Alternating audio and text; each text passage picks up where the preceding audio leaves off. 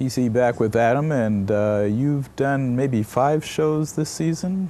Yeah, Could you tell us correct. about a couple of them? Sure. Well, we're going to see a couple clips from a couple shows. The first is a show of Daniel Ellsberg and Medea Benjamin on a speaking tour last year. Ellsberg's a former policy analyst and exposer of the Pentagon Papers. We're going to see him talking about the Iraq War and Iraq policy, comparing it to Vietnam, which he had firsthand knowledge of. Also a short clip of Medea Benjamin talking about parents of soldiers wounded and killed in Iraq. So here are the clips. But to get Cheney was to get first a kind of madman, a fascist, a smart fool, and a madman, but a guy who would bring in Wolfowitz, Pearl, and all these. And what would that have meant to me? If you knew their backgrounds, you could have predicted all this, but hardly anybody did. I don't think there's been another set of decision makers, Republican or Democrat, who would have used 9/11 as an opportunity to invade Iraq. Not only because it was a crazy thing to do anyway, as George Bush Sr. had known, and not only because it was a distraction from Al-Qaeda, but this is the other element. In the world of Al-Qaeda, it was increasing our dangers here at home in a way that we did not face in Vietnam. Criminal as that was, murderous as that was, it did not present Americans at home with increased danger. Every week we stay there increases our danger and makes it harder to deal with Al-Qaeda. What we see happening is the parents of many of those young people who couldn't afford to send their children to college now standing up against this war.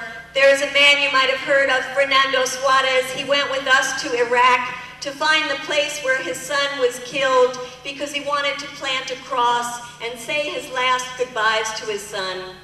And while he was in Iraq, he found out that the government had lied to him about how his son died. He was told that he died from enemy fire, and it turned out his son, who was a scout, had not been told that the day before they had dropped cluster bombs in that area. His son stepped on a cluster bomb and bled to death in the deserts of Iraq.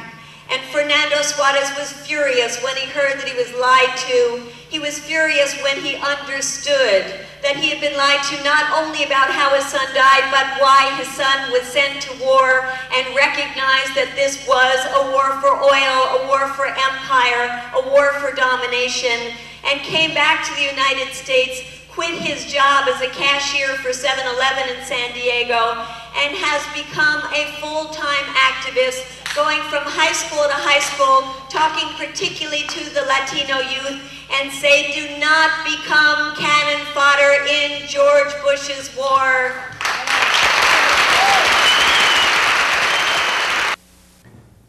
We're back again with Adam, and you're doing one on footage from Israel or about Israel? Yeah, it's Yonatan Shapira.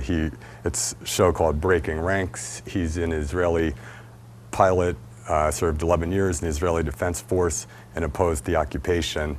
And he's one of the main authors of the Israeli pilot's letter of refusal. We're going to see him read a bit of it. And, also we're going to see him talk about U.S. public opinion and its lack of diversity. It's interesting coming from this perspective of an Israeli saying U.S. opinion is less diverse than Israeli opinion. So here are the clips. We Air Force pilots who were raised on the values of Zionism, sacrifice, and contributing to the state of Israel object to perform illegal and immoral orders. We refuse to take part in the attacks of the Air Force in concentrations of civilian population, and we refuse to harm innocent civilians. These actions are illegal and immoral and are a direct result of the ongoing occupation which corrupt Israeli society as a whole. The continuation of the occupation delivers a mortal blow to the security of the state of Israel and to her moral strength. And we added at the last paragraph, and we said that we are willing to continue to obey and to follow every order, every command, in order to defend our country, wanting to say that from now we are willing to risk our life in the Israeli Defense Forces, but no longer in the Israeli occupation forces.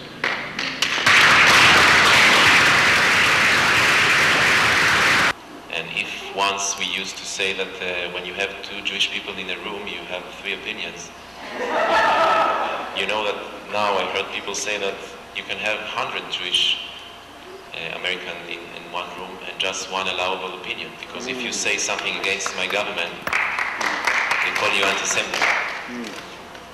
And no one can blame me being anti-Semitic, no one can blame me being anti-Israeli. I risk my life so much, and I still, in some way, risking my life for defending my country. And I think this message can be delivered by each one of you who agree with me. And of course there are many other things, but it's not my job to tell you exactly what can you do and what you cannot do.